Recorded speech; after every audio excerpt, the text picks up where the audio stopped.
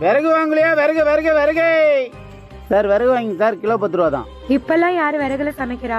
அதானே, என்ன இந்த காலத்துல போய் விறகெல்லாம் வித்துனுக்கிறீங்க? அவன் வீட்டுக்கு 3 சிலிண்டர் 4 சிலிண்டர் வச்சு யூஸ் பண்ணுகிறான். இதை தூக்கி போட்டு வேற தொல்லை பாரியா. என்ன சார் பண்றது? எங்களுக்கு இந்த தொழில் விட்டா வேற தொழில் தெரியாது. எங்களுக்கு ஒரு காலம் வரும் சார். விறகு விறகு விறகு. அண்ணா அண்ணா ஒரு நிமிஷம்ண்ணா. என்னம்மா? அண்ணா சிலிண்டர் புக் பண்ண வரவே மாட்டேங்குது, என்ன ஆச்சு? ஏமா உனக்கு விஷயமே தெரியாதா? ஈரான்காரனும் அமெரிக்காக்காரனும் மாத்தி மாத்தி குண்டு போட்டதுனால சிலிண்டர் எல்லாம் தட்டுப்படி ஆயிடுச்சு. நீன்னு இல்ல, யார் புக் பண்ணாலும் சிலிண்டர் வரதுக்கு மாச கணக்குல ஆகுமா? சிலிண்டர் இல்லாம எப்படின்னு சமைக்கிறது? ஏமா நானே சிலிண்டருக்காரன், எனக்கே சிலிண்டர் இல்லன்ட்டாங்க. அதான் சமைக்க விறகு வாங்கிட்டு போறேன். நீ சமைக்க விறகு வாங்கிக்கோமா. என்னண்ணா இப்படி சொல்றீங்க? நான் விறகு எங்கண்ணா போய் வாங்குறது? அந்த தெருமுக்குல ஒருத்தர் வித்துன்னு இருக்காரு பாருமா, அவர்கிட்ட போய் வாங்கிக்கோமா. காலி ஆயிர போகுது. வாங்க வாங்க வாங்க. அண்ணா 100 ரூபா விறகு கொடுங்க. இந்த புடி. நோ, என்னண்ணா 2 விறகு கொடுக்குறேன். பின்ன எல்லாத்தையும் வாரியா கொடுப்பாங்க. கிலோ 1000 ரூபாய். 1000 ரூபாவா? ஆமா.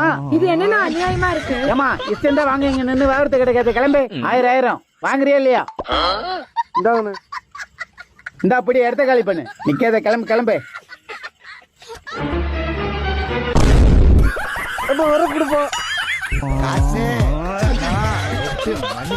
கொடை பிடிச்சி நைட்டுல கறக்க போற